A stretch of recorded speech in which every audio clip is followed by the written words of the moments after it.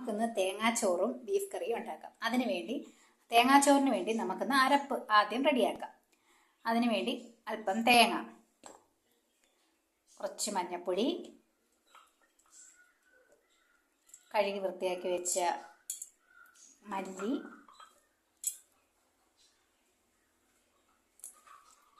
ആവശ്യത്തിന് പെരിഞ്ചീരകം.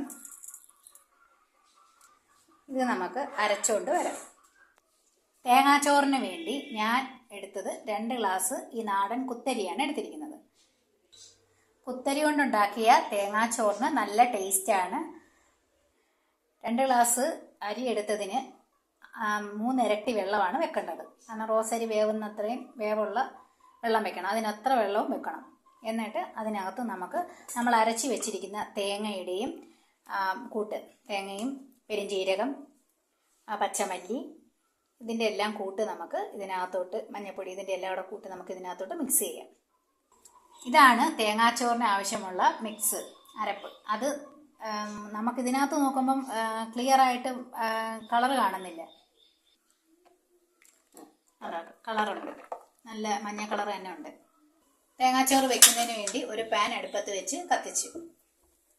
പാൻ ചൂടായി നമുക്ക് ഇതിലോട്ട് വെളിച്ചെണ്ണ ഒഴിച്ചു കൊടുക്കാം.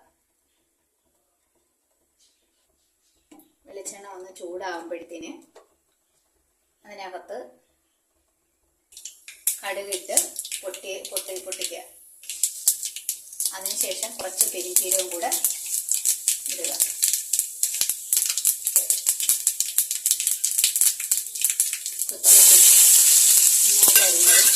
എണ്ണയിലോട്ട് ഇട്ട് കൊടുക്കുക. വെളുത്തുള്ളി, ഇഞ്ചി, ഒരു അര സവാള, ഇതും കൂടി ഇട്ട്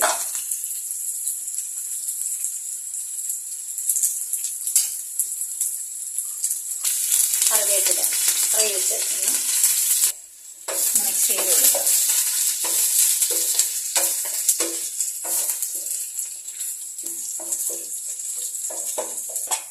പാകമായി. ഇനി നമുക്ക് ഇതിനകത്തോട്ട് നമ്മുടെ അരപ്പ്, മിക്സ് ചെയ്ത് വെച്ചിരിക്കുന്ന അരപ്പ് ഒഴിച്ചു കൊടുക്കാം.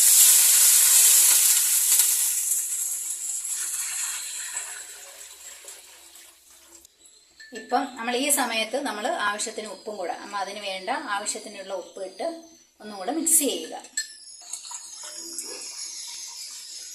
ഇതാണ് നമ്മുടെ നാട്ടിൽ ചോറ് വേവാനുള്ള അരി വേവാനുള്ള വെള്ളം.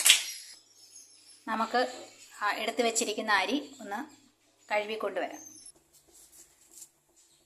2-3 പച്ചമുളകും കൂടെ കീറി നമുക്ക് ഈ അരപ്പിലോട്ട് ഇട്ട് കൊടുക്കാം. നമ്മുടെ തേങ്ങാച്ചോറിന് വേണ്ടിയുള്ള വെള്ളവും അരപ്പും എല്ലാം കൂടെ നല്ലപോലെ തിളച്ച് വന്നിട്ടുണ്ട്. നമുക്ക് ഇതിനകത്തോട്ട് അരി ഇട്ട് കൊടുക്കാം.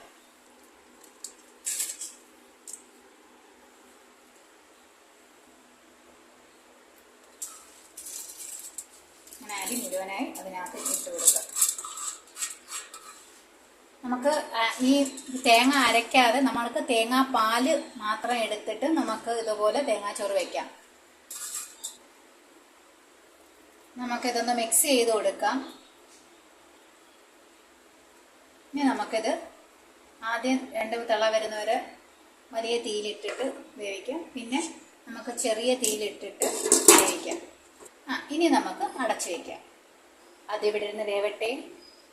ചോറ് റെഡിയായി വരുന്നുണ്ട്. നമുക്ക് ചോറിൻ്റെ കൂടെ കൂട്ടി കഴിക്കാൻ നമുക്ക് ഒരു ബീഫ് കറിയും കൂടെ ഉണ്ടാക്കിയാലോ? ബീഫ് കറിക്ക് വേണ്ട കുക്കർ അടുപ്പിൽ വെച്ച് നമുക്ക് കുക്കറിൽ വെക്കാം. കുക്കർ അടുപ്പത്ത് വെച്ച് കുക്കർ ചൂടായി എണ്ണ ഒഴിക്കുക. എണ്ണ ചൂടായതിന് ശേഷം ഒരു നുള്ളു ഉലുവ,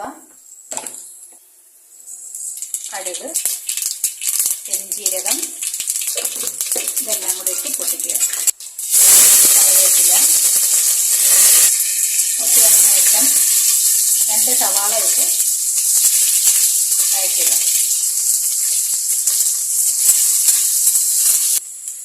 ഇഞ്ചി പേസ്റ്റ് ഇട്ട് കൊടുക്കുക. വെളുത്തുള്ളി ചതച്ചത്,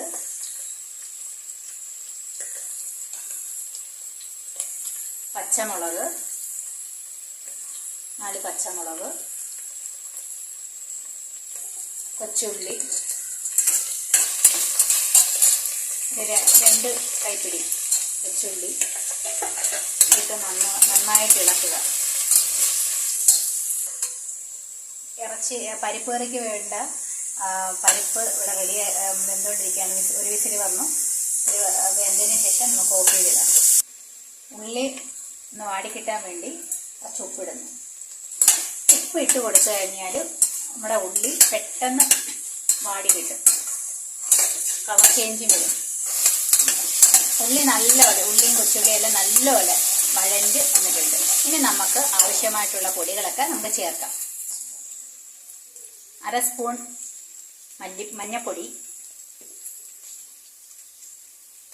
2 സ്പൂൺ മുളക് പൊടി, ഇത് കാശ്മീരി മുളക് പൊടിയാണ്. മല്ലിപ്പൊടി 2 സ്പൂൺ, കുരുമുളക് പൊടി 1/2 സ്പൂൺ, മസാലപ്പൊടി 1 സ്പൂൺ. പൊടികളെല്ലാം കൂടെ നല്ലതുപോലെ മിക്സ് ചെയ്തെടുക്കുക. നല്ലതുപോലെ. ഇനി നമുക്ക് ആവശ്യത്തിന് വെള്ളം. ഇനി നമ്മുടെ പൊടിയുടെയൊക്കെ പച്ചമണം മാറി കഴിയുമ്പോഴത്തേന് നമുക്ക് 2 തക്കാളി ഇടാം. ചെറിയ തക്കാളിയുണ്ട്, അതുകൊണ്ട് 2 ഇട്ടത്. തക്കാളി അതിനകത്ത് കിടന്ന് ഒന്ന് സോഫ്റ്റ് ആയിട്ട് വരും. കഴുകി വൃത്തിയാക്കി ഊറ്റി വെച്ചിരിക്കുന്ന ബീഫ് നമുക്ക് ഇതിലോട്ട് ഇട്ട് കൊടുക്കാം.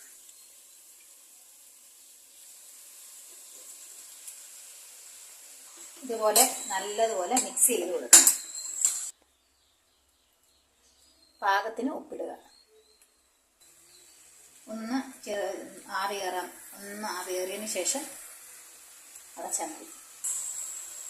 ഇത്തിരി വെള്ളവും കൂടെ, ചൂടുവെള്ളമേ നമ്മളിനി ഒഴിച്ചു കൊടുക്കാവൂ. പച്ചവെള്ളം നമ്മളിനി ഒഴിക്കരുത്. ചൂടായ വെള്ളം ഒഴിച്ചു കൊടുക്കണം. അവരവരുടെ കുക്കറിനെ ഡിപ്പെൻഡ് ചെയ്തിരിക്കും വെള്ളം ഒഴിച്ചു കൊടുക്കുന്നത്. ചില കുക്കറിൽ വെള്ളം ഒഴിച്ചില്ലെങ്കിൽ അടിയിൽ പിടിക്കും. അതുകൊണ്ട് കുറച്ച് വെള്ളം, കുറച്ചിൽ നിന്നൊക്കെ ആവശ്യത്തിനുള്ള വെള്ളം ഇറങ്ങും എങ്കിലും കുറച്ച് വെള്ളം ഒഴിച്ചു കൊടുക്കണം. പിന്നെ കുറച്ച് ഒരു 5-6 8-10 കൊച്ചുള്ളി ചെറുതായതുകൊണ്ട് അത്ര ഇട്ട് കൊടുക്കണം. നല്ല ടേസ്റ്റ് കിട്ടാനാണ്. ഇട്ടതിന് ശേഷം നമുക്ക് കുക്കർ അടച്ച് വയ്ക്കാം. അങ്ങനെ കുക്കർ അടച്ച് ഒരു 6 വിസിൽ. എൻ്റെ കുക്കറിന് 6 വിസിലാണ് വേവുന്നത്. അപ്പോൾ ഓരോരുത്തരുടെയും കുക്കറിനെ ഡിപ്പെൻഡ് ചെയ്തിരിക്കുകയും ചെയ്യും. ഇറച്ചിയുടെ ഹാർഡ് എങ്ങനെയാണെന്നുള്ളതനുസരിച്ച്. മുറ്റുള്ള ഇറച്ചിയാണെങ്കിൽ കൂടുതൽ വിസിൽ കേൾപ്പിക്കണം. ഇനി ഒരു 6 വിസിൽ വരെ നമുക്ക് വെയിറ്റ് ചെയ്യാം. നമ്മുടെ തേങ്ങാച്ചോറ് ഈ പരുവം വരെ എത്തിയിട്ടുണ്ട്. അപ്പം തീ കുറച്ച് വെച്ചിരിക്കുകയാണ്. അതൊക്കെ ചെറിയ തീയിലിരുന്ന് വേവണം. വെന്ത് നല്ല സോഫ്റ്റായിട്ട് വെള്ളം വറ്റിയൊക്കെ വരും. നമുക്ക് പരിപ്പ് കറി വയ്ക്കാൻ വേണ്ടി ചെറുപയർ വേവിച്ചതായത്, ചെറുപയറും കൊച്ചുള്ളിയും മഞ്ഞൾപ്പൊടിയും കൂടി ഇട്ട് വേവിച്ചത് ഒന്ന് കുക്കറിനകത്ത് അടിച്ച് നല്ലപോലെ ഇനി അരങ്ങി എടുക്കണം. അല്ലെങ്കിൽ ഇച്ചിരി എടുത്ത് മിക്സിയിലിട്ട് ഒന്ന് കറക്കി എടുത്താലും മതി. അതിന് വേണ്ടി ചെറുപയർ പരിപ്പ് കറി ഉണ്ടാക്കാൻ വേണ്ടി തേങ്ങയും ഒരു പിടി തേങ്ങ, കുറച്ചേ ഉള്ളൂ, ഒരു പിടി തേങ്ങയും മഞ്ഞൾപ്പൊടി, ഇച്ചിരി ഒരു നുള്ളു മുളക് പൊടി, വെളുത്തുള്ളി, ജീരകം, ഇതെല്ലാം കൂടെ ഒന്ന് നല്ലപോലെ പേസ്റ്റാക്കി അരച്ചെടുക്കണം. ഇതിനകത്ത് നമുക്ക് ഈ ചെറുപയർ കുറച്ചിട്ട് ഒന്ന് അരച്ചെടുക്കാം. ബാക്കി നമുക്ക് അരങ്ങി ചേർന്നാൽ മതി. ഒന്ന് ചെറുതായിട്ടൊന്ന് ഒന്ന് കറക്കിയെടുക്കണം. അപ്പം നമ്മുടെ ചെറുപയറും കൂടി ഇട്ട് ചെറുതായിട്ടൊന്ന് കറക്കിയതാണ്. അത് നമുക്കിനി ചട്ടിയിലോട്ട് മാറ്റാം. നമ്മൾ ചട്ടിയിലോട്ട് മാറ്റിയിട്ടുണ്ട്. പരിപ്പ് കറിക്കുള്ള മിക്സും എല്ലാം കൂടെ. എന്നിട്ട് അതിനാവശ്യമായ ഉപ്പിട്ട് കൊടുക്കാം. ഉപ്പിട്ടൊന്ന് മിക്സ് ചെയ്യാം. കുറച്ച് വെള്ളവും കൂടെ ഒന്ന് ലൂസാക്കി എടുക്കണം.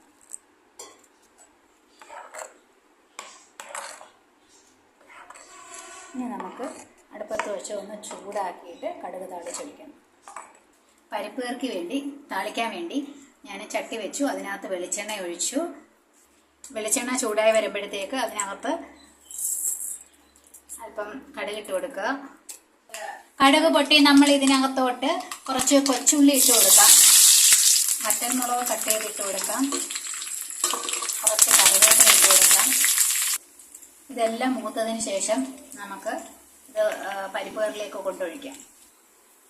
പരിപ്പ് കറിയിലേക്ക് ഒഴിച്ചിട്ട് അന്നേരം അടയ്ക്കുക. അങ്ങനെ സ്വാദിഷ്ടമായ പരിപ്പ് കറി ഇവിടെ റെഡി ആയിരിക്കുകയാണ്.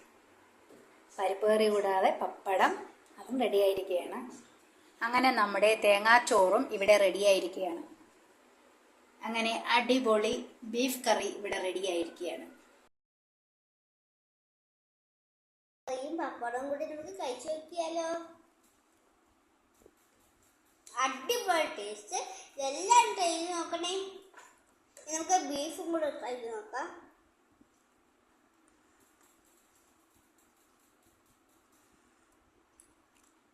സൂപ്പർ, അടിപൊളി. ഈ വീഡിയോ ഇഷ്ടപ്പെട്ട ലൈക്ക് ചെയ്യുക, ഷെയർ ചെയ്യുക, കമന്റ് ചെയ്യുക, സപ്പോർട്ട് ചെയ്യുക. ടാറ്റാ.